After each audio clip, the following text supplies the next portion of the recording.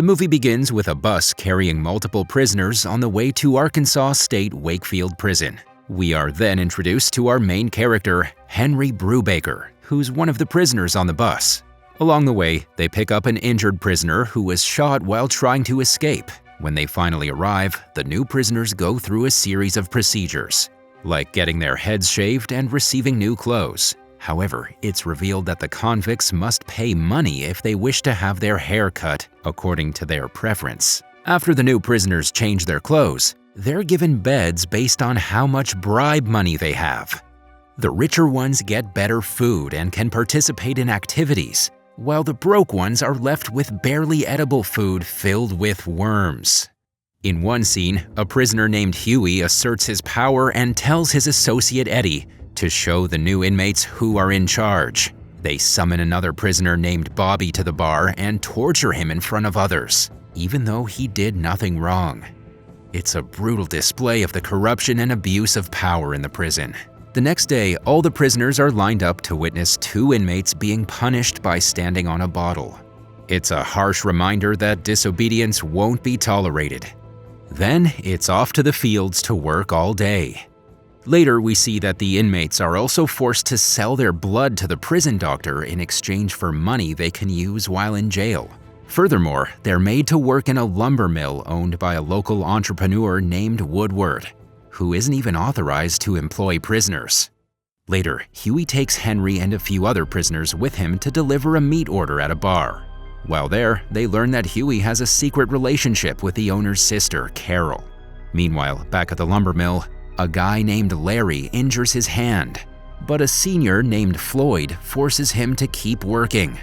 Sometime later, he eventually snaps and cuts the wooden rope, causing a pile of wood to fall that almost hits Huey. As a punishment, Eddie summons Larry for a phone call that night, which is likely a cover for torture. Henry is left confused by the situation and asks the other inmates what a phone call is, but no one gives him any answer. The next morning, during the division of tasks, Larry looks weaker and paler than usual. One of the senior trustees named Dickie asks him if he needs a rest, but Huey says that all prisoners have to work without exception. So, Larry is assigned to clean death row with Henry and some others. Suddenly, a prisoner named Walter attacks Larry and demands to see the warden or he'll kill him. Henry steps in to calm the situation and shocks everyone by revealing that he's the new warden. At first, Walter doesn't believe him, but then he lists his demands, including yellow painted walls, a picture window, a shag rug, some liquor, and a television like the others have. Henry plays along and asks Walter to show him where he wants the window, only to lock him back in his cell once he's done. Afterward, Dickie takes Henry to Warden Renfro's office. There, Henry informs Renfro that he's the new warden who will be replacing him. Henry also confesses that he had been posing as a prisoner to gain an understanding of the prison's operations and make necessary improvements. Upon becoming the warden, Henry publicly discloses his true identity to all the prisoners and takes away the whip that was commonly used for punishment. Moreover, he pledges to eliminate the buying and selling of blood, as all the crops and livestock will be shared equally among everyone. Sometime later, John Deach, the chairman of the prison board, and Lillian, the governor's assistant, visit Henry to give him the leadership position and request that he dutifully enforce the country's laws. John asks to be kept informed about the prison, while Lillian advises Henry to be cautious. Later, Henry calls Purcell, the former warden's clerk, and asks to help him with the reform. He inquires about the injured prisoner he saw on his first day, but Purcell informs him that the prisoner was transferred to a hospital and then another prison. Following that, Henry instructs Purcell to purchase a dozen sunglasses and a phone to meet his requirements. Soon after, the death row prisoners are given sunglasses. They're happy because it's the first time they've been allowed out of the prison in months. Henry then tells the guards that they should be allowed to go outside every day, not just once every few months. The following day, Henry calls for Larry and asks him to be his trusted informant, reporting everything that happens in the prison. He also asks for Larry's help in making changes to end the corrupt and abusive culture in the prison, to which Larry agrees. A few days later, Henry and Dickie are at the house talking about the prison system while it's raining outside. Henry feels like they're hiding something from him, which makes Dickie nervous. Suddenly, a man approaches them and tells them that the roof of the prison has collapsed, injuring the prisoners. Henry quickly orders everyone to evacuate and call an ambulance, but they refuse to come out because of the bad weather and remote location. Angry and frustrated, Henry goes to check on the injured prisoners and discovers that the prison doctor charges them for medical services. This makes Henry furious, and he immediately fires the doctor. The following day, Henry informs a trustee that 300 cases of chili were delivered to the prison to feed only 50 trusted inmates. He realizes that each trustee would have about 20 cans a day, while other prisoners don't have enough to eat. Later, Woodward comes to meet Henry and offers him a bribe. Henry knows that Woodward treats the prisoners like slaves without proper authorization, and that he built a faulty roof without insurance. Henry orders him to build a new roof for free, since it was Woodward's fault that it collapsed. However, Woodward refuses, so Henry immediately terminates the contract with him. As Woodward leaves, he warns Henry that he will face consequences for not cooperating with the community. Later, Henry informs Lillian that the prisoners are doing construction work in the town, and the food meant for them is being given to the police department. He then takes action, and soon the food quality improves, and all the prisoners get equal food. This makes the prisoners happy, but some of the trustees object to the new rules. While inspecting the field one day, Henry sees that someone has poured oil on the garden. He follows a truck and discovers a hidden hut where Huey and his girlfriend Carol are hiding. After searching, Henry finds a warehouse with a food supply meant for the inmates, causing food shortages in the prison. Henry orders the prisoners to transport the food and burn the huts since they were illegally built on prison property. After firing the crooked bookkeeper for allowing the theft, Henry sets up an inmate council, headed by 3 trustees, Dickie, Eddie, and Floyd, to handle the purchase orders. The following day, Lillian pays a visit to Henry and expresses her concern about the sudden changes he's making in the prison. She warns him to be careful because his superiors may not be happy with his actions.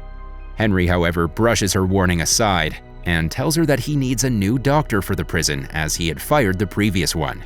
Lillian agrees to help him and also informs him about an upcoming prison board meeting where a guest warden will speak about prison reform.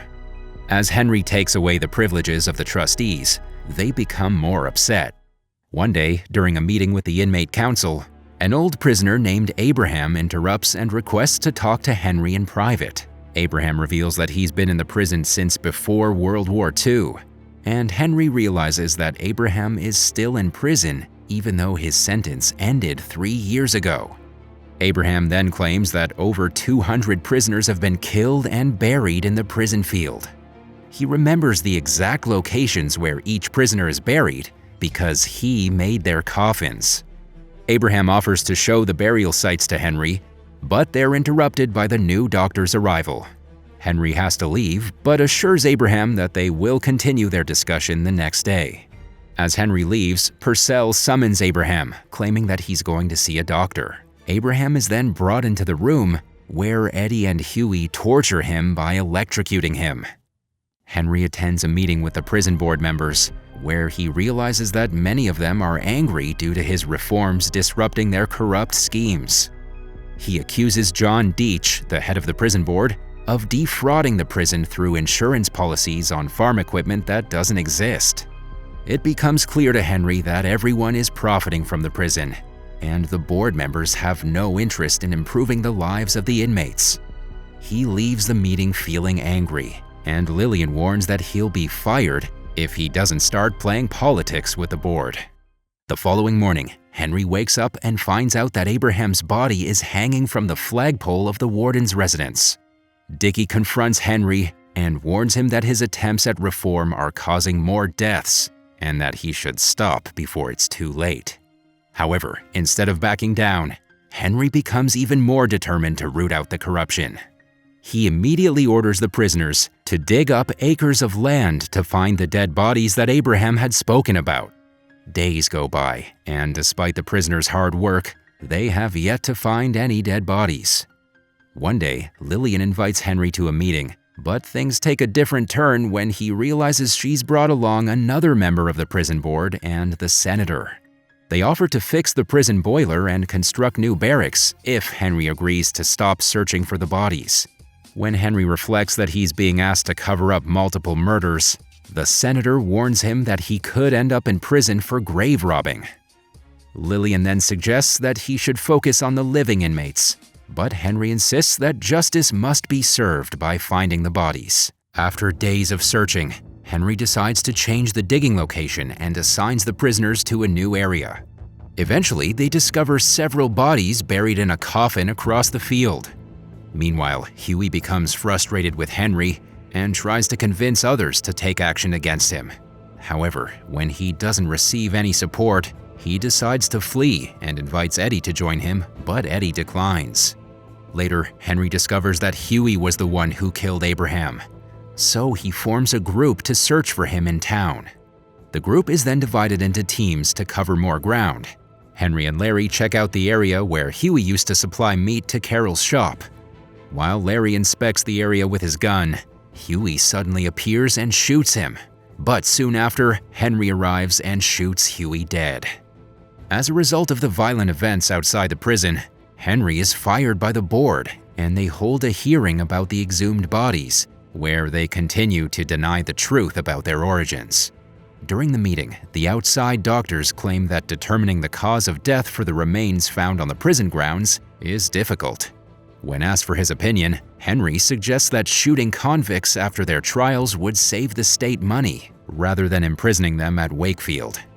As Henry walks away, Lillian tries to plead with him to compromise, but he refuses and says that these board members promote murder, which he can't approve of. Lillian insists that she is on his side, but he's skeptical of her intentions.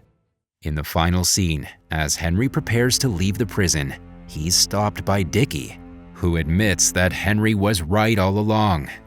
The other inmates begin clapping, and disregarding the new warden's welcome speech, they assemble at the fence to bid farewell to their beloved former warden. The movie concludes with a revelation that 2 years after Henry's departure, a group of 24 inmates, led by Dickie, filed a lawsuit against Wakefield Prison. The court found the prison's treatment of prisoners unconstitutional and ordered reforms or closure.